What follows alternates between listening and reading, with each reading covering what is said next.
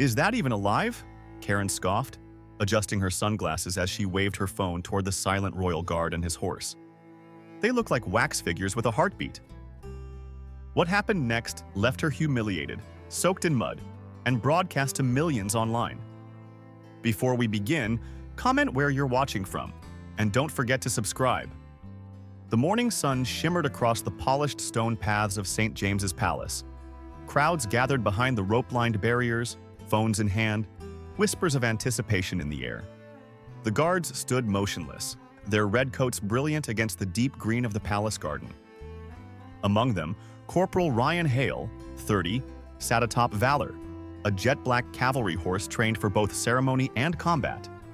Both rider and mount had served in volatile regions, 2 tours in Mali and Iraq.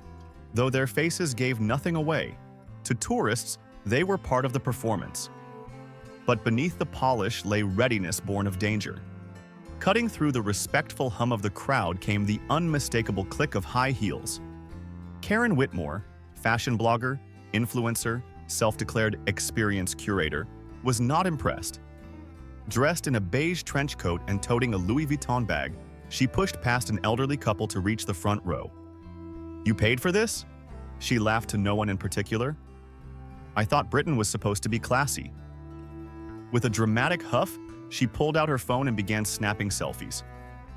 Valor and Hale appeared in the background, stoic, unmoving. "They're ruining the composition," she grumbled. "Could they at least pretend to be human?" Karen's commentary grew louder. "Do they train the horses to act dead? Or is this just tax-funded taxidermy?"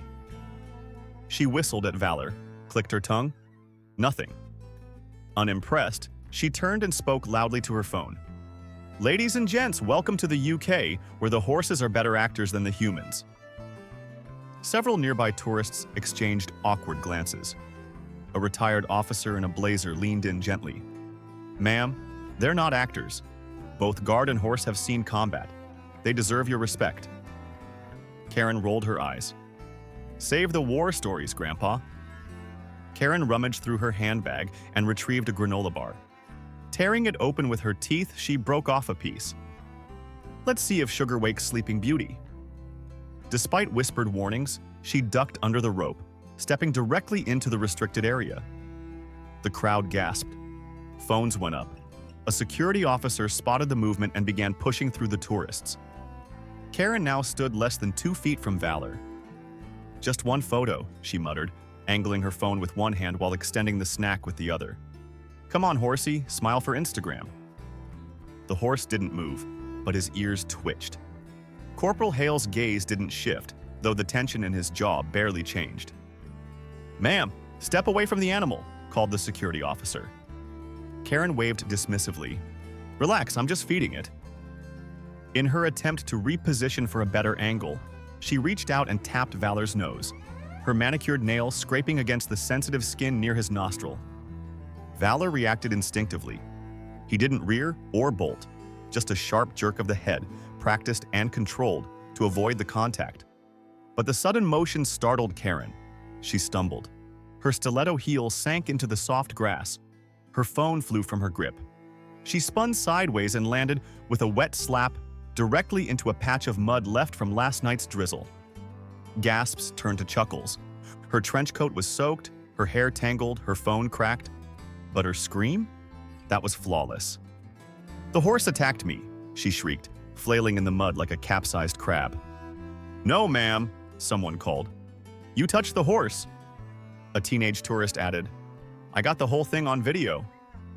A child whispered, "Why did the lady break the rules, Mommy?"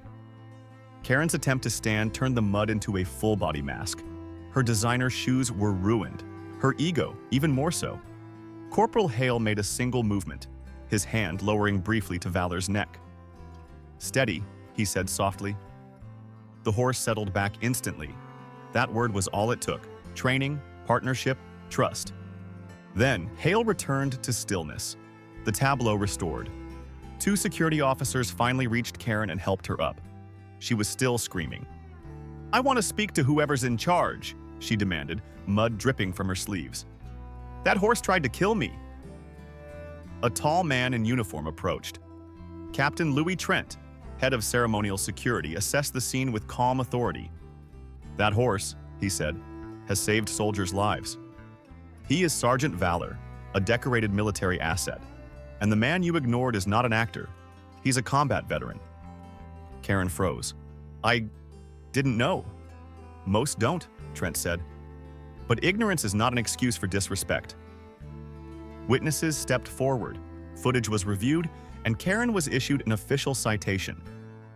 Her face pale, she whispered, "I thought it was just a show." Trent nodded. "And now you know, it's a duty." As she was escorted out, the crowd applauded, not her fall, but Hale and Valor's restraint.